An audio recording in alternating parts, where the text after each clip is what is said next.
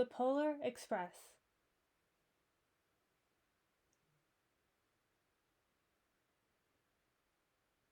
The Polar Express. Written and illustrated by Chris von Allsburg.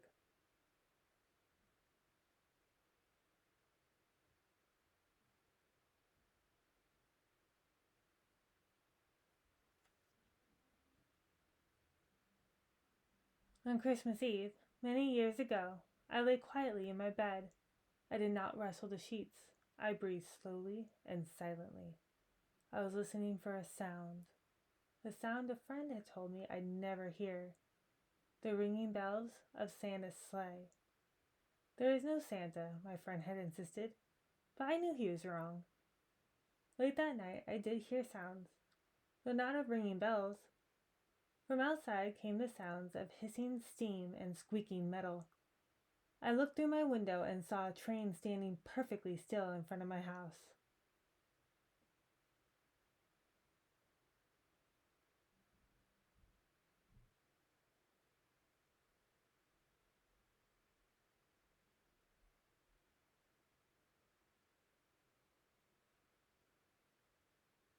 It was wrapped in an apron of steam. Snowflakes fell lightly around it. A conductor stood at the open door of one of the cars. He took a large pocket watch from his vest, then looked up at my window. I put on my slippers and robe. I tiptoed downstairs and out the door. "All aboard!" the conductor cried out. I ran up to him. "Well," he said, "are you coming?" "Where?" I asked. "Why, to the North Pole, of course," was his answer. "This is the Polar Express."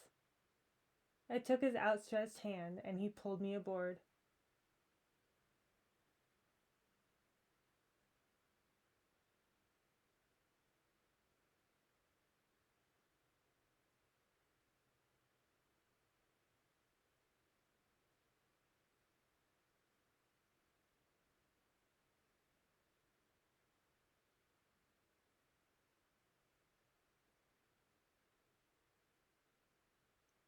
The train was filled with other children, all in their pajamas and nightgowns. We sang Christmas carols and ate candies with nougat centers as white as snow. We drank hot cocoa as thick and rich as melted chocolate bars. Outside, the lights of towns and villages flickered in the distance as the Polar Express raced northward.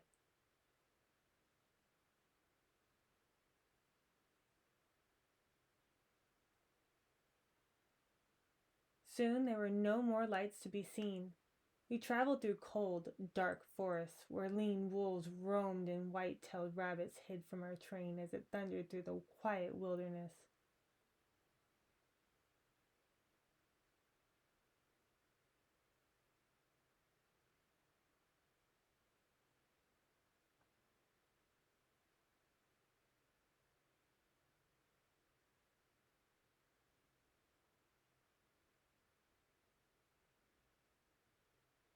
We climbed mountains so high it seemed as if we would scrape the moon. But the Polar Express never slowed down. Faster and faster we ran along, rolling over peaks and through valleys like a car on a roller coaster.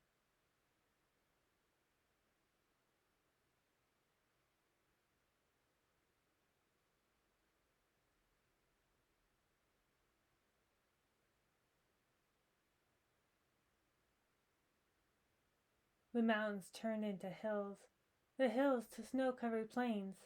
We crossed a barren desert of ice, the great polar ice cap. Lights appeared in the distance.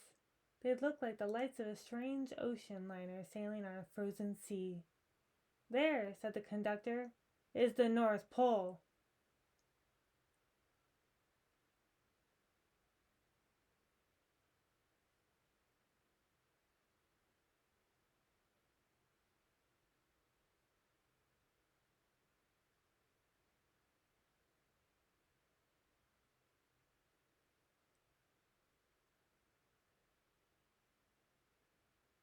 The North Pole.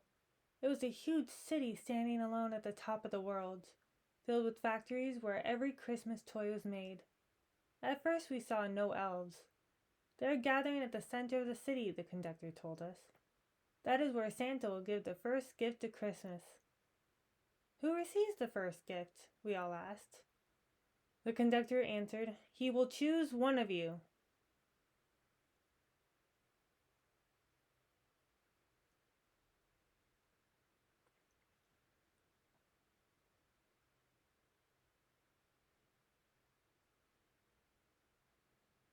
"Look!" shouted one of the children. "The elves!" Outside we saw hundreds of elves. As our train drew closer to the center of the North Pole, we slowed to a crawl. So crowded were the streets with Santa's helpers. When the Polar Express could go no farther, we stopped and the conductor led us outside.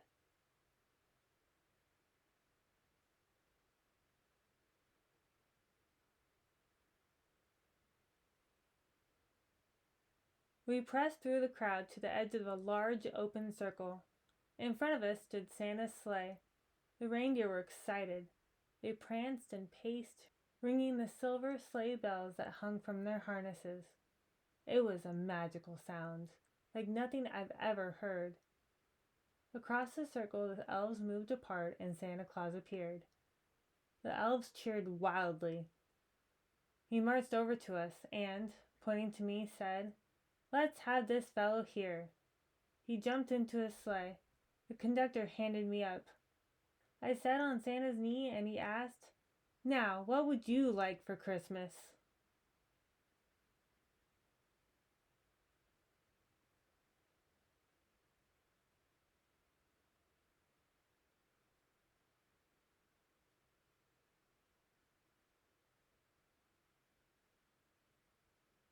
I knew that I could have any gift I could imagine. But the thing I wanted most for Christmas was not inside Santa's giant bag. What I wanted more than anything was one silver bell from Santa's sleigh. When I asked, Santa smiled. Then he gave me a hug and told an elf to cut a bell from a reindeer's harness. The elf tossed it up to Santa. He stood, holding the bell high above him, and called out, "The first gift of Christmas!"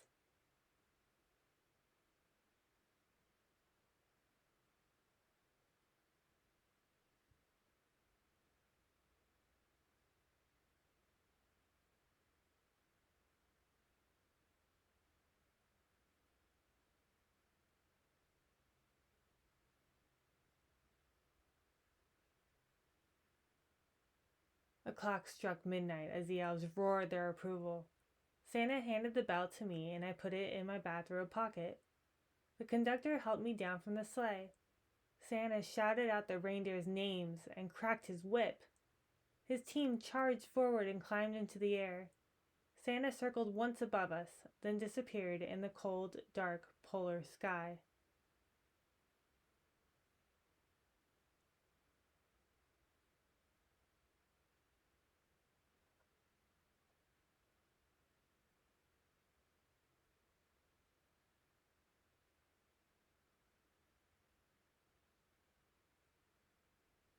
As soon as we were back inside the Polar Express, the other children asked to see the bell. I reached into my pocket, but the only thing I felt was a hole. I had lost the silver bell from Santa Claus's sleigh. "Let's hurry outside and look for it," one of the children said. But the train gave a sudden lurch and started moving. We were on our way home.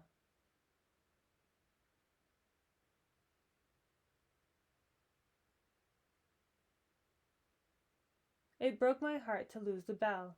When the train reached my house, I sadly left the other children. I stood in my doorway and waved goodbye. The conductor said something from the moving train, but I couldn't hear him. "What?" I yelled out. He cupped his hands around his mouth. "Merry Christmas!" he shouted. The Polar Express let out a loud blast from its whistle and sped away.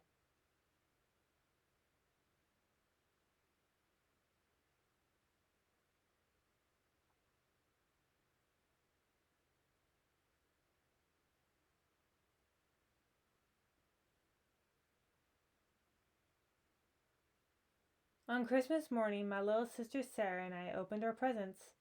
When it looked as if everything had been unwrapped, Sarah found one last small box behind the tree. It had my name on it. Inside was the silver bell. There was a note. Found this on the seat of my sleigh. Fix that hole in your pocket. Signed, Mr. C. I shook the bell. It made the most beautiful sound my sister and I had ever heard. My mother said, "Oh, that's too bad." "Yes," said my father, "it's broken." When I'd shaken the bell, my parents had not heard a sound.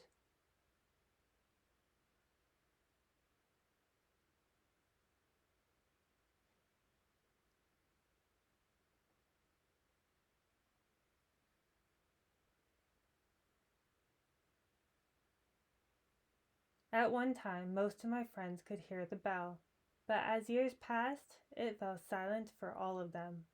Even Sarah found one Christmas that she could no longer hear its sweet sound. Though I've grown old, the bell still rings for me, as it does for all who truly believe.